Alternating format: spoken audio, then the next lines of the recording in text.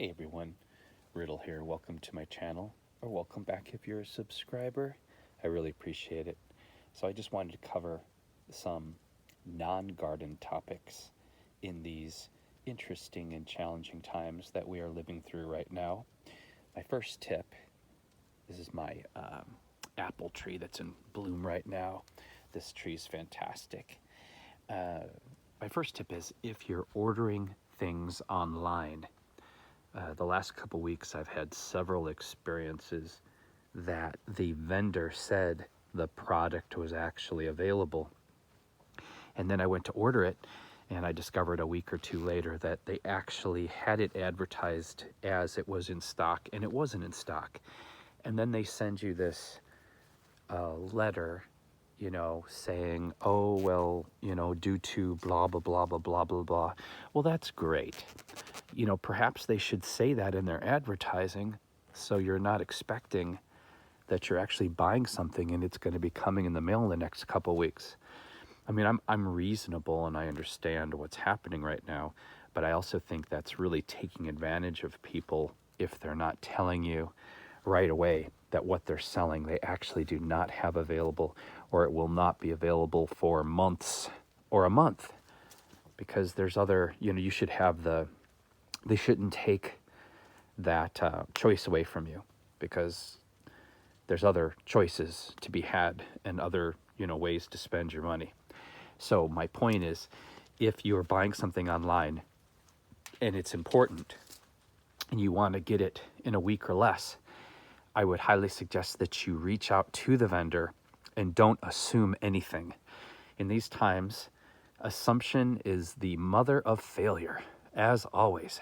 So reach out to the vendor and say, do you actually have X in stock, and will you actually be able to deliver it by the time, a week or less as advertised? What else? I have been getting a lot of crazy conspiracy theory and propaganda emails from friends, texts from friends. People, I know that we have some of the worst leadership in the world right now. And that is not a judgment call. That is a logical observation. That being said, we still all have the choice to use our brains. And when you use your brain, it's different than using your emotions, following your emotions. When you use your brain, you want to do something called critical thinking. And this is what scientists use. It removes your personal beliefs and applies truth. So when you get one of these crazy conspiracy theory emails or texts or videos saying the coronavirus is caused by 5G or fluoride in the water or blah, blah, blah, blah, blah, do some research. Do some research. It's not hard. And your sources have to be not only numerous, but they also have to be valid. You it's really important who you take your information from. And I don't mean people that you're comfortable with. I mean people who actually have taken the time to go through the education process, who are unbiased or biased, unbiased, and who you can trust, who don't have an investment in your topic. I saw this video an old friend sent me, and it was this African-American preacher, and the preacher was telling people, that the 5G was causing the coronavirus, and then they're going to kill you with they're killing people. They're killing people with the vaccine and on and on. And this man was so ignorant, shockingly ignorant. But these people look to him as a leader.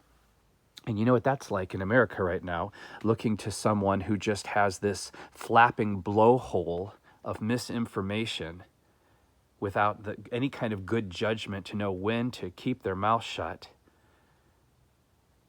And people are looking to this man. A lot of people right now are looking to these men for guidance, and they're being taken advantage of. And so, being that we really can't trust many sources out there right now, it's more important than ever to learn critical thinking. Learn critical thinking. We all have lots of time. There's many YouTube videos, lots of information. And again, this is the simple process that scientists use to come up with truth. Your other alternative is to remain ignorant and fearful and become very disempowered and really, really waste a lot of time getting sucked into the fool wheel. There's a lot of foolishness in times of chaos because people aren't good at dealing with stress. People aren't great at, dealing with truth. And why aren't people good at dealing with truth? I see this with my Republican friends all the time. I will ask them a direct question about something that the grand idiot has done, and they literally refuse to debate.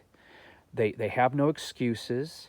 They can't defend the idiocracy, yet they also cannot, they still continue to support the madness, and they cannot excuse any of the behavior. And I just can't imagine being in that position. I can't imagine being in a position that I was supporting a liar and someone so corrupt and someone so narcissistic without being able to defend my position. Because when people do this, I'm left with one conclusion. And this is, this is a hard truth, but this is what I'm left with. People say birds of a feather flock together. Well, if you are supporting corruption and you're supporting bad leadership and you're supporting lying and criminal behavior without any kind of questioning it or any kind of adversity to it, then you too must be of that demographic, for lack of better words, of that mindset, of that soul set. Because you can't love the sinner and not the sin in this case. Because we're talking about lives, we're talking about our country, we're talking about economics. I mean, before, it was a sad enough joke. But now, when we're talking about human lives, and we're talking about long-term destruction to the economy and generational poverty that could be created by poor leadership. Pull it together, people. Pull your heads out of your asses and look and see what's happening. And think of everybody, not just having to be right, having to stand behind a political party because your family stood behind that political party, or there was a time that political party actually stood for something that was conservative actually and just and fair, because it's no longer conservative. It's something. I haven't figured out what yet. But it's dangerous. It's truly, truly dangerous. And now, I don't know if you've heard the post office. Post office is in dire straits. I mean, we already saw this coming. If you noticed the last several years, especially how poor the service of the Postal Service has been. And so here, this is where I apply critical thinking. initially I had a lot of bad things happen with my postal deliveries. And so after fighting a couple big battles to get just, basic delivery service, I thought, okay, I have to stop judging this and I need to understand this. So I applied critical thinking and I talked to some postal workers. And I actually went on to pretend like I was going to get a job, like join the postal service. And I talked to someone, on the national phone line there at the postal office. And what I found out was, when I was a kid, a postal job was cakey. It paid a living wage. It had amazing health benefits and retirement benefits. But now, believe it or not, a postal worker makes as much as a fast food worker and has probably even worse benefits. And this information came directly from several postal workers. So what you're seeing is that the Postal Service obviously has cut back on somehow its wages and quality of services for its workers. And so we're seeing that in the service we get. You're getting a McDonald's style service. The only difference is the stress and what it takes to get that job done in a day for $12 an hour is really making people not care. And it's really burning people out. And it's really cruel to expect someone to do a really good job for slave wages. And, like you, yes, I come from the same school.